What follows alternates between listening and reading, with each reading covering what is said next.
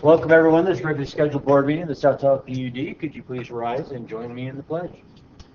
I pledge allegiance to the flag of the United States of America and to the republic for which it stands, one nation, under God, indivisible, with liberty and justice for all. Okay, do we hear anything? Yeah. Well, that's fine. Okay, thanks everyone for coming.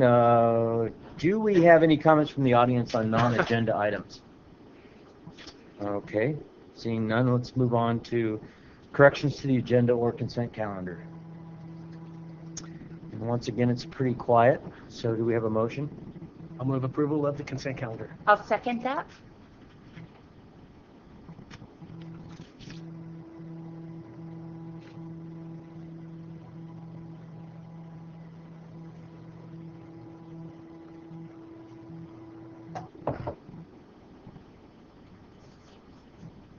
And that passes 4-0. So next on the item, we get to find out how much longer we're going to continue this emergency. It's a little longer. My name is Greg Smith. I'm an operator on the pump crew. I'm interested in the supervisor position, and Chris thought I should come up here and talk to you. The motor's been rebuilt. We are waiting on the cable to supply issues for the pump. It's not the Reed Electric's fault. They rebuilt the motor just fine, but there's a supply issue with the specific cable. So I'll be here March 5th. Once they install the cable on the pump and ship it to us, we should have it in the afternoon. So it should be done shortly after March 5th. So the next meeting, we will not have this on the agenda. Well, we will be closing. Oh, that's right, we have to close it. Great. Well, when you're sending to Sweden or wherever to get the parts, I guess that's goes with the territory. Okay. Any questions? It's nice to meet you, and thank you. Thank you. Questions? I'll move that we continue the emergency action to repair Tahoe sewer pump number 2 pursuant to resolution number 3075-17. Second?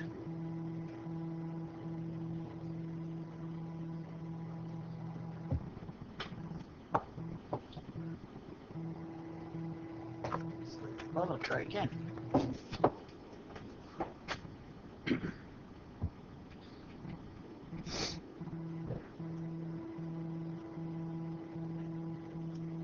And once again, that passes 4-0. EVO, Southwide feasibility.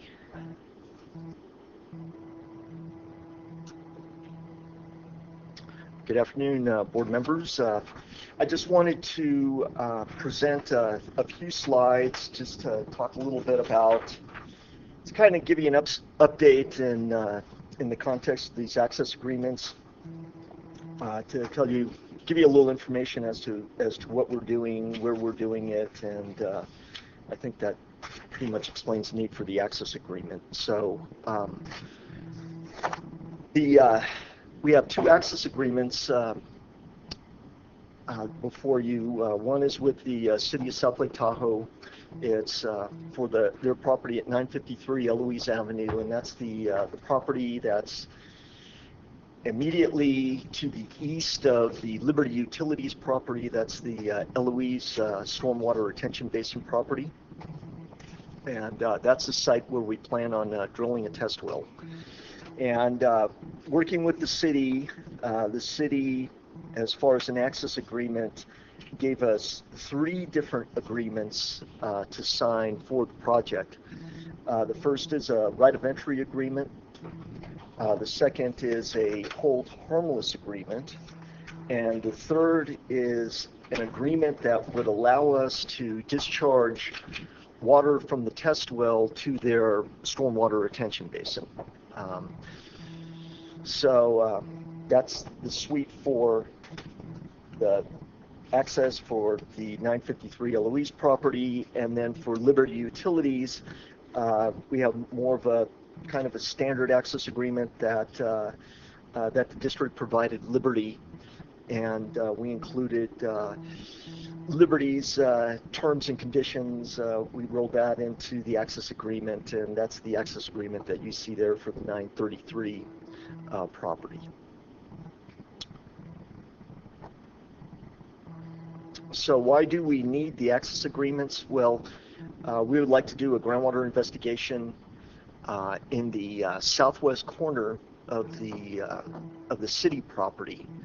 And in order to get into the southwest corner, we're going to need access through the Liberty paved parking area, and we'd also like to use a small portion of that parking area for setting up the drilling rig as well as the pump testing rig. So the investigation itself, what we're going to do is basically we're going to be collecting data that can be used for the preliminary design that's going to be evaluated during the feasibility study. So we're going to be collecting soil samples, and we're going to take a look at the different layers and try to identify where the low and high permeability zones are, and we're also going to collect soil samples and for organic content, because that has a large bearing on how readily the soils absorb the contamination that's moving through it. We're also going to be collecting soil and groundwater samples. We're going to be collecting water quality data for the treatment systems design, if there are any kind of interfering contaminants or metals in the water that we need to be aware of. We're also going to be doing a pumping test to get the hydraulic properties of those soil materials, and we're also going to be collecting samples and discharge rates in order to determine mass loads that treatment system may need to be designed for. And the well drilling and testing program, what it's going to entail, we're going to start off, we're going to drill a boring down to 150-foot depth. There's evidence of contamination in that area down to a depth of 120 to 140 feet. The total well depth itself, most of the highest concentrations of the PCE is in the upper 80 feet. And there's actually a zone that was identified where they've had really high concentrations of PCE in several hundreds to over 1,000 parts per billion. Drinking water standards 5 parts per billion of PCE contamination, specifically in this area. And the size of the well will be an 8-inch nominal diameter well. The reason that we need that large a well is that you need to have the casing so you can fit a pump that will be able to do anywhere from 150 to 200 gallons per minute, and that's kind of like the maximum discharge rate that we would have for a shallow extraction well in this system. The aquifer test, we're going to have a step test, constant rate, and a recovery test. We're going to use existing observation wells or an existing monitoring well as an observation well. There'll be on-site treatment to remove the PCE before it's discharged to the Eloise retention basin or to the district sanitary sewer, and our maximum discharge is going to be 200 gallons per minute. This is probably going to take about 30 days to complete, and we're planning to start on this in April, May, complete in early to mid-April, and get it completed by mid-May or the following month. So where the project is at. So this cartoon shows a schematic of the contaminant plume. So we have, here's the Y. It extends about almost a mile and a half. It's about 8,000 feet from this end to this end. All the red dots are sample points or wells with PCE contamination. These kind of beige points is another data set, and so the size of the circle is proportional to the amount of contamination. The larger the size, the more contamination. So we've selected an area that is immediately down gradient from the highest levels of contamination, and this is all 2017 data that we're looking at here in this diagram. So that's that kind of drove the property location. And this is what the property looks like. We plan on putting the well in this area.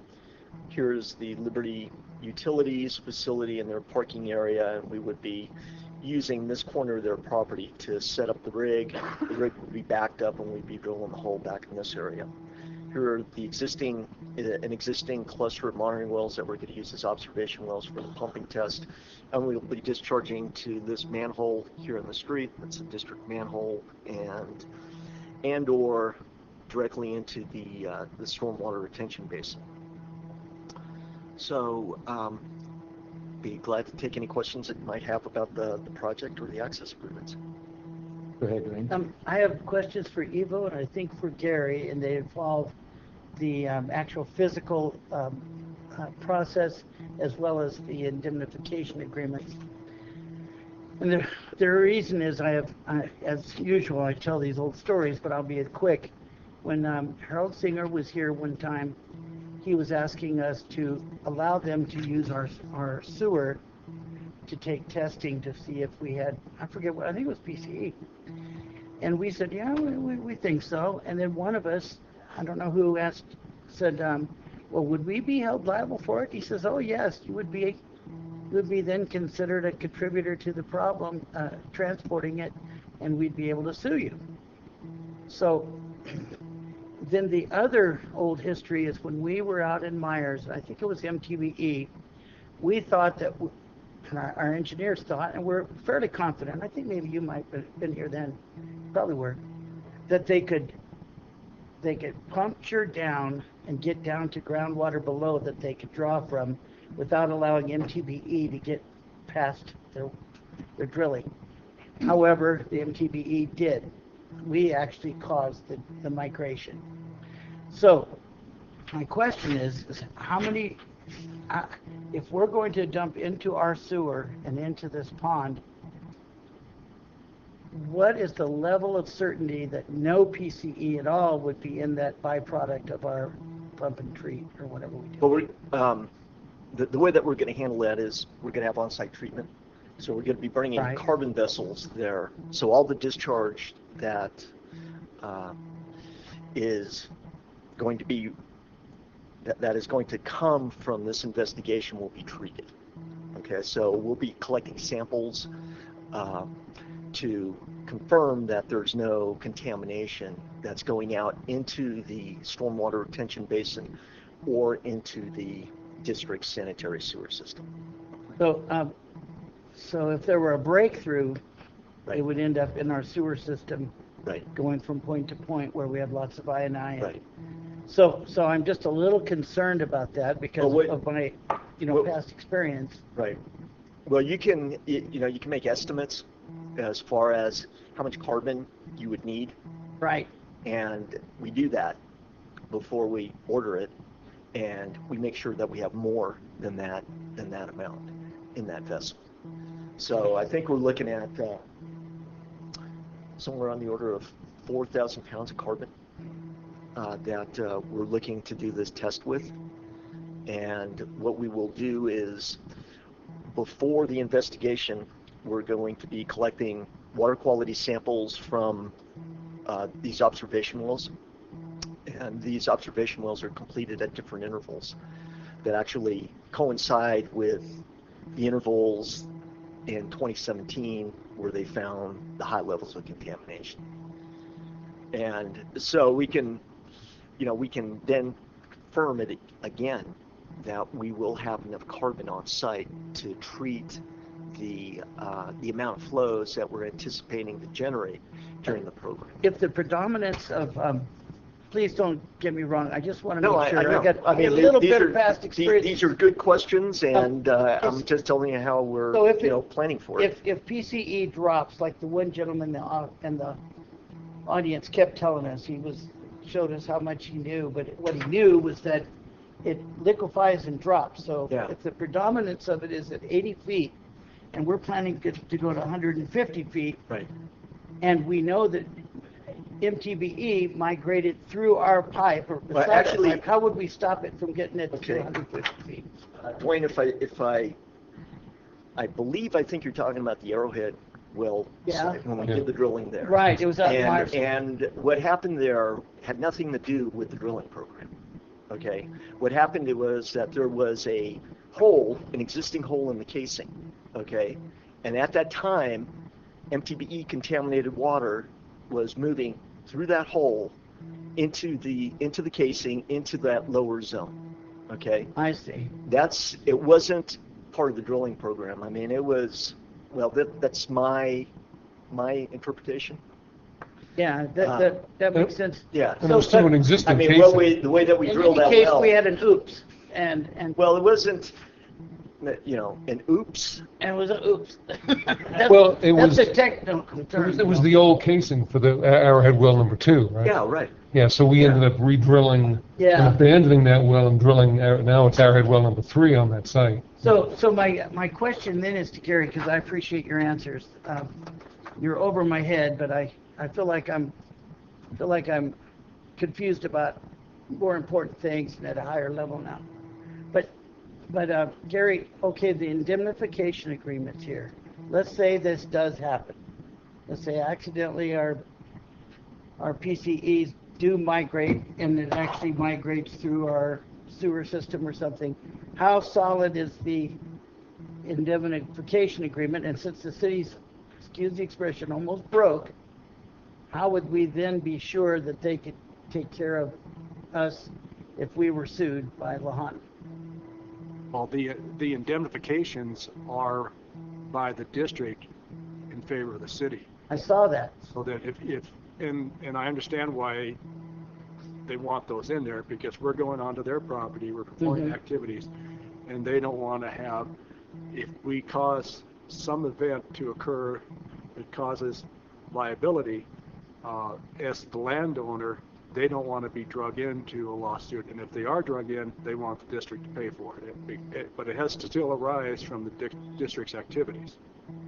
So how are we protected in case the property they have, we always end up with surprises. That's why we're investigating, is because we aren't sure of the answer. So how are we protected enough if we do something that makes it, in your opinion, are we decently protected? Your protection comes from how you conduct your drilling and testing program. And how Plus, I don't think there's any way we can, it's not like somebody is going to indemnify us. It's not the way the agreement works. Right, because it's Hold harmlesses are often mutual. I used to do them all the time. But the city, if it was reversed and they wanted to come on district property, We'd want to be, but they indemnify could also them. hold us harmless. But you're not, the landowner isn't, in this case, the city isn't doing anything. They're not actively participating in Well, I this. hope I'm wrong. What you're looking for, Dwayne, is you're looking for a way to reduce our liability in case Exactly. something goes wrong, and I just don't see that's Okay. in the way these agreements are structured. You correct me if I'm wrong. No, I agree completely. I think that's absolutely right. Because the district is the active party that's performing the work. The city and Liberty aren't doing anything. Your protection comes in how you conduct your program to ensure that it doesn't produce an event that causes liability. So to give you a little bit more information about that as to how we're going about this program, we're going to be using a downhole casing method. So basically the drilling method has 2 casings, okay? And there's a larger diameter casing that we will set into, again, we have existing information that suggests that there's a low permeability zone at approximately, let's say, 30-foot depth, okay? So we will set that casing, okay? And I think there's another lower permeability zone at a depth of around, I want to say 45, 46 feet. So what we'll do is we will use that as a conductor casing. We will drill it down and we'll set it into that low permeability material to seal off so that you can continue drilling through that larger diameter, call it like a conductor casing, and advance a smaller diameter drill and casing down to that 140-foot depth. Now, again, I said that contamination has already been identified at that depth. Okay, so it's already there. Okay, we already have evidence that it goes all the way down to that 120 to 100-foot zone. And we're going to 150, right? Well, yeah, I mean, because we want to capture that, and the reason that we're going down to 150 is because the Lucan Brothers well, the top of that screen interval, is at around 150 feet. And that was further my down gradient. concern, is from 120 to 150, are we popping through and creating a way for the PCE to follow? That's all. And I get what you're saying. I'm just going to have to trust it. I'm a little worried. I'll probably vote yes, but there's enough votes, I think. You know, Dwayne, we're all worried about that. And Worried what's our about it, benefit? Is there I'm worried about it Is there a great now. enough benefit to us to do it? Well, Well, I mean, it pretty much yeah, has to be done, though. It has, right, exactly. Well, it ought to be done. Hey, I got a slightly technical question. It doesn't really matter, but you picked this site because you said it was downstream of where the highest concentration of pollutants were based on 2017. How fast do you think this is moving? Are you still going to be downstream?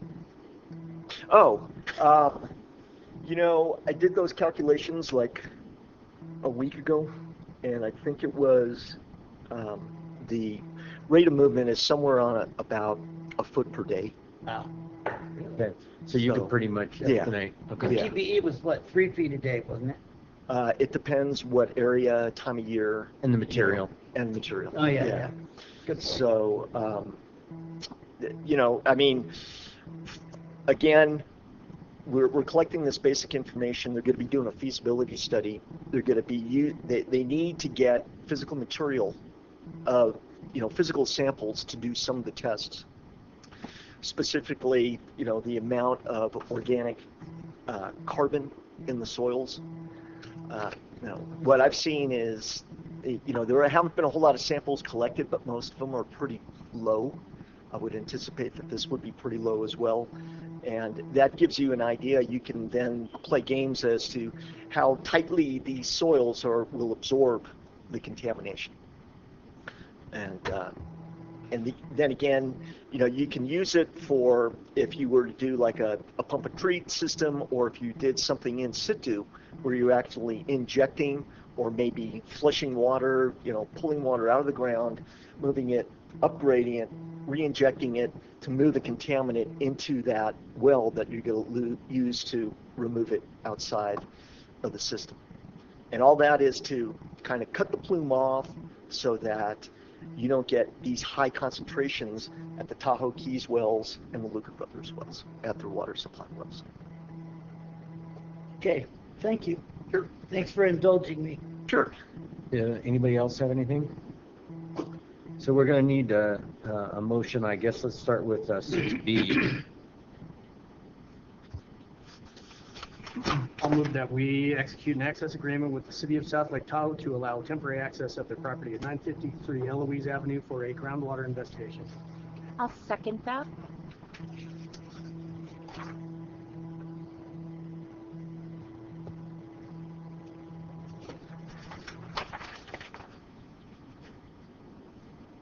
And Dwayne did vote for it. Look at that, 4-0.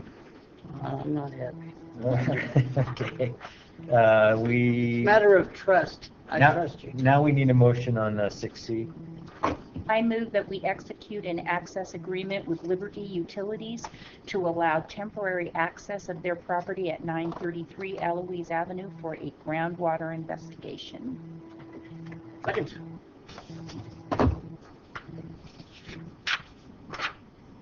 I'm always the last one to get the vote thing up. I'm watching. You guys have already voted before I even get a shot at it. Okay, once again, 4-0. And thank you, Evo. Appreciate that. Payment of claims. I move approval of payment of claims in the amount of $1,160,264.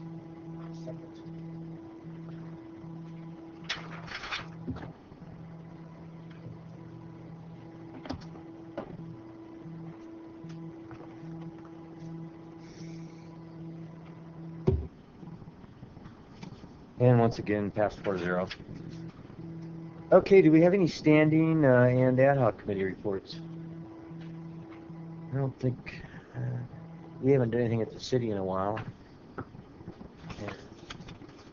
No, we have next week. We have. Yeah, we have one next week. Yeah, next ad hoc committee in Is it here or there? It'll be there. city.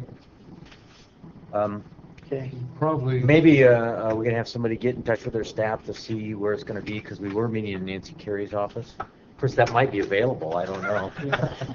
It's empty. Yeah, it might be empty. I heard it was empty. Yeah. The acting city manager probably retained his current office. Yeah, and I believe that Ray Jarvis may join us as the city staff person at that meeting. Okay. Wendy thought that the fire chief would be too busy scrambling to cover all the bases. So. Okay, thanks. Anything else on this item? So how about board member reports? I have one. Sure. I went to the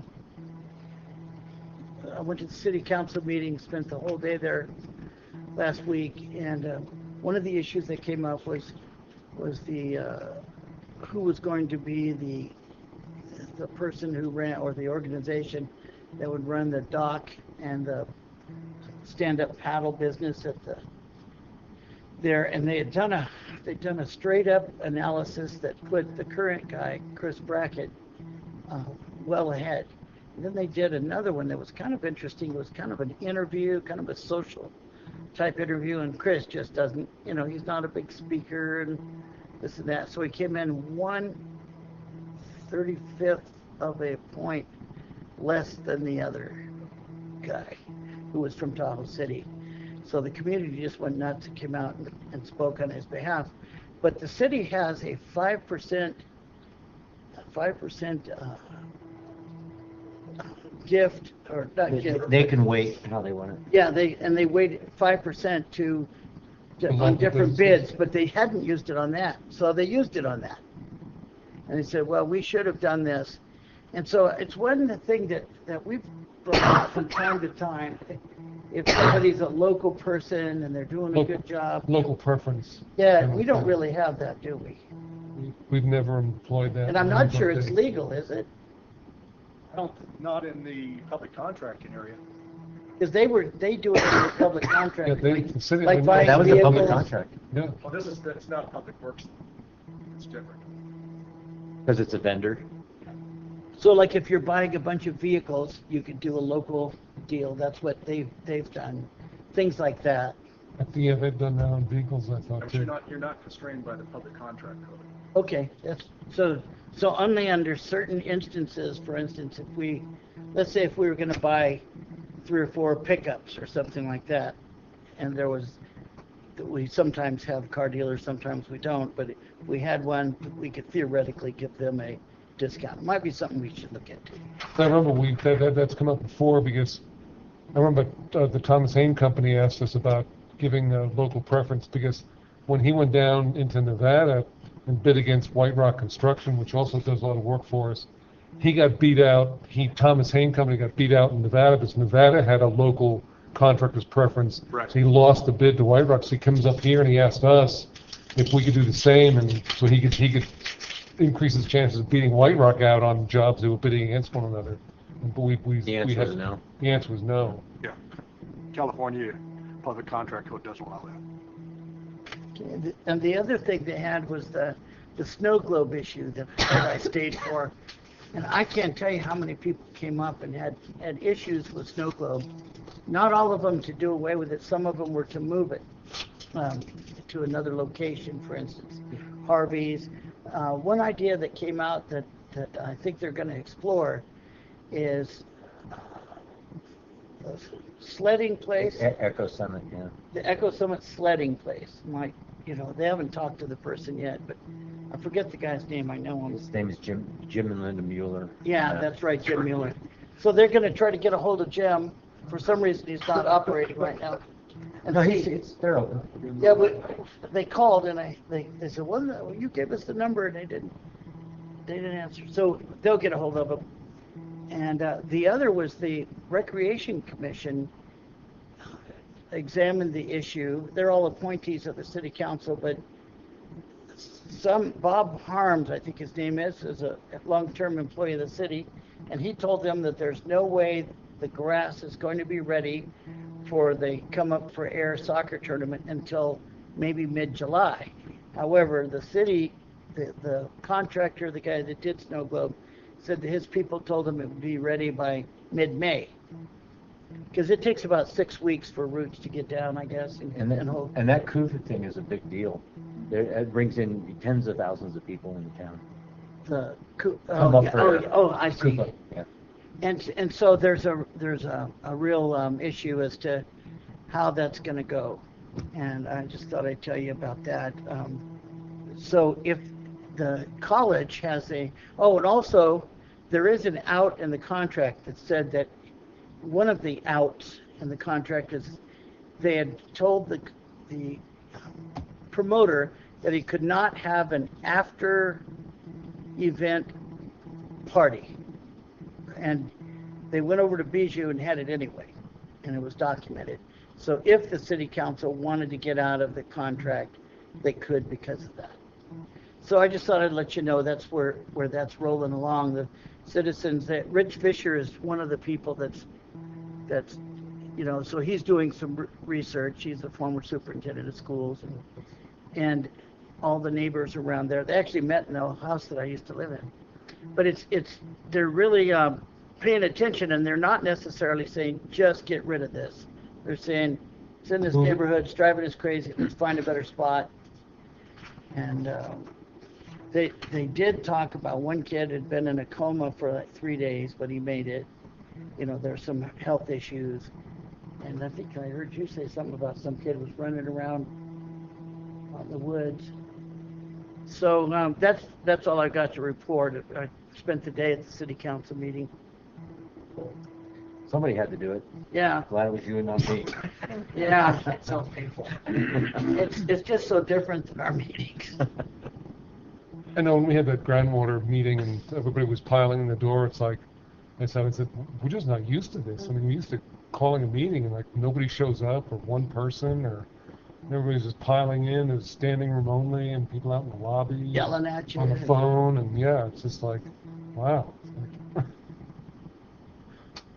Yeah. Okay. That's it. All right, thanks, Wayne. Anything going on, Kelly, at the Eldorado County Water Agency? No news is good news? We had, Yeah. we went to a meeting, Richard and I went to a meeting, there was some The February presentations. meeting, yeah. So the March meeting is until 2 weeks from yesterday. Okay. And then as I recall, there's no April meeting. We've already canceled that out. All right, I guess you're up next, Richard. If you have anything? Yeah, I just wanted to mention, I went to the reason why I missed Wendy's second coffee meeting was I was at the utility management conference last week. Just, a lot of affordability issues, and so we're going to look at get some calculations, maybe some alternate calculations as opposed to the EPA standard 2% to consider there. There was very interesting presentations on public outreach issues, and everybody's working on the same stuff, asset management programs and utility management issues. So I thought it was very, very well worth the time, and I've already sent out a bunch of information to our staff on various topics. So that's all I have at this point. Okay, any other staff reports? Gary, you got anything for us? Sure. I'm sure you're all very familiar with Senate Bill 623 and the associated water tax proposed to be imposed on water agencies. Well, Aqua has actively been pursuing a opposition effort for that program, but they believe it needs to be stepped up, and they're seeking additional funding from their members to help pay for that. and they've come out with some recommended dollar amounts for that. And for the district, they're recommending $10,000, which is about 50% of what our annual dues is. So I guess we think that that's on the high side, so we just wanted to have a conversation about, Well, since that was a contribution, we could do anything from 0 up to that, right? Yes. So, Or beyond. or beyond. Yes. Yeah, let's, So the question, and what do they specifically use the money for? Direct lobbying? Well, two things. They want to hire an additional outside public affairs firm to help with the program. And they also plan to develop a strong advertising campaign that they plan to run through the entire summer. And advertising aimed at the public, hoping they will put pressure on their representatives? Well, what would it cost us if the bill went through? We don't know. They have not developed the details of the water tax plan. I thought it was like a buck. connection, yeah. Yeah, per, I don't know what billing cycle though, per month?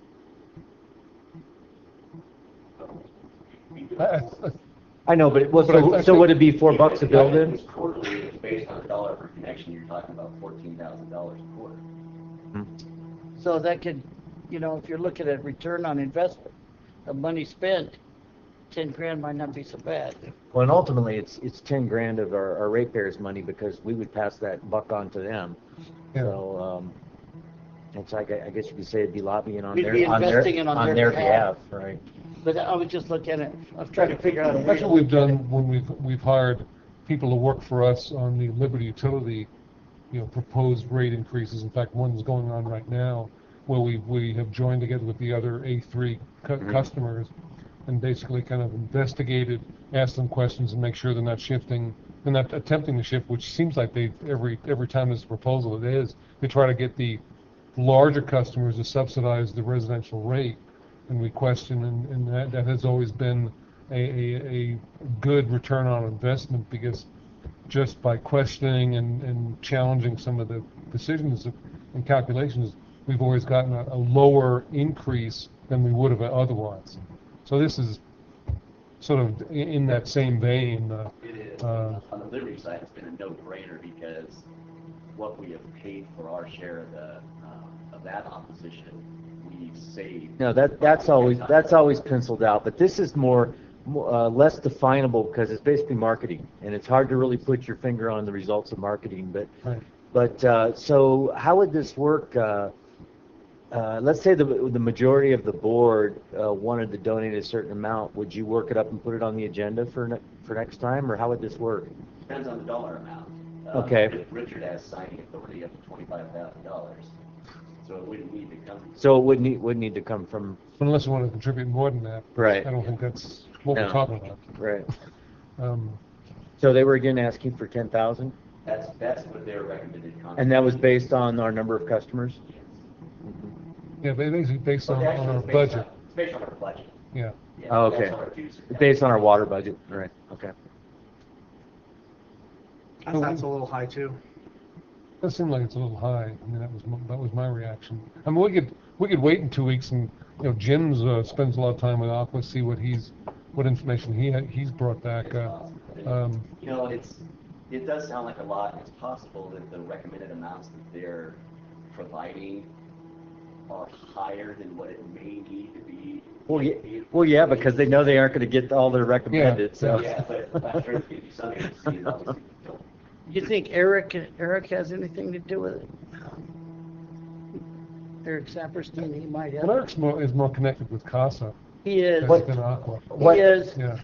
He might have an opinion, or he might have some knowledge of it, but this is basically a PR campaign to blast the airwaves to convince the people who are up for election to not do it. Yeah. And it's more of it's a state issue, not a federal issue. Yeah, So even Eric's involvement in CASA is their federal ledge affairs guy. yeah, that's true. Let me suggest this, but even though it is a state issue and not a federal one, I'm sure that Jim and Shannon will be we'll be discussing this on some level this week in Washington. Yes. Why don't we wait till our next meeting and discuss it when those two get back and see if they have any thoughts on it or what they've heard through the grapevine about it is.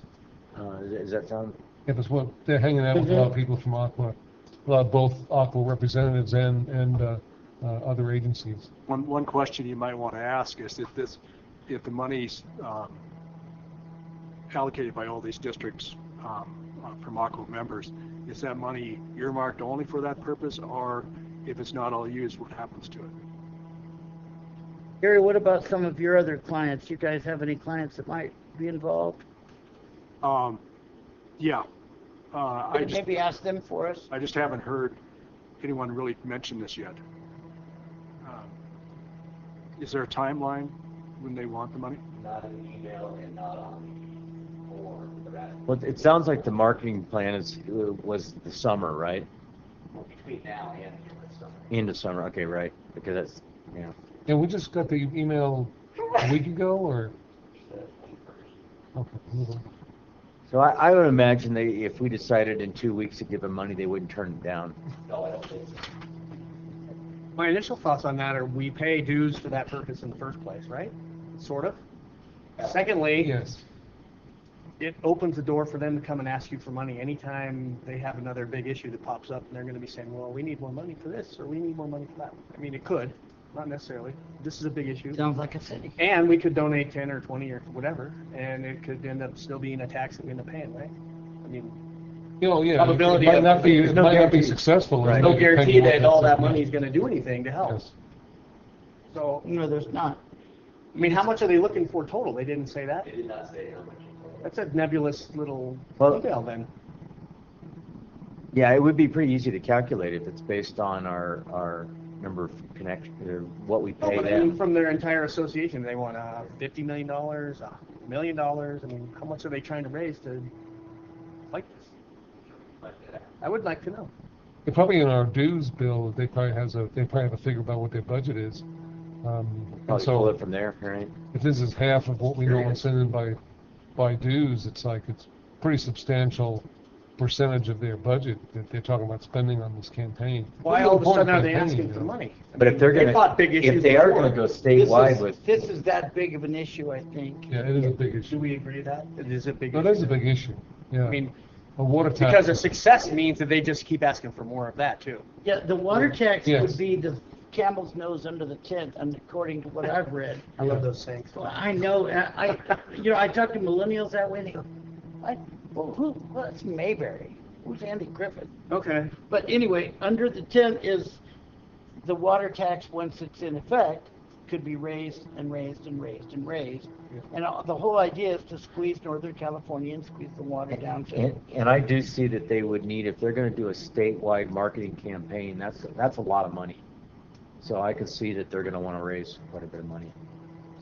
Well, if we're going to raise rates or ratepayers, we might as well use it for things we need Yeah, no, I'd rather not. instead of passing through a tax that we can never see again. So the answer is we need to hear from Jim and Shannon from their trip.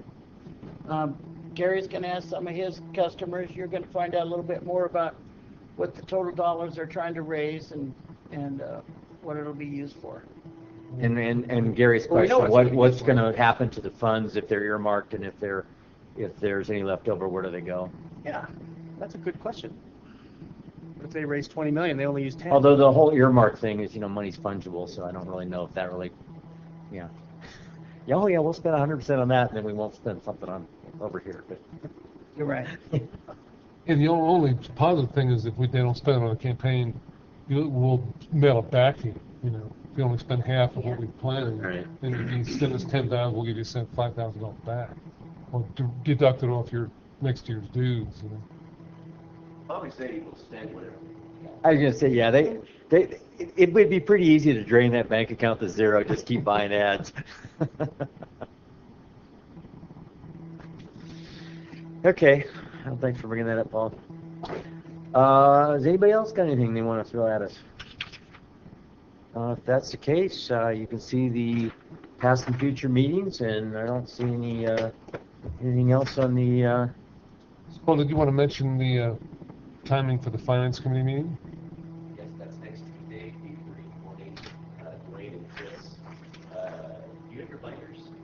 Yes. Looking at the binders.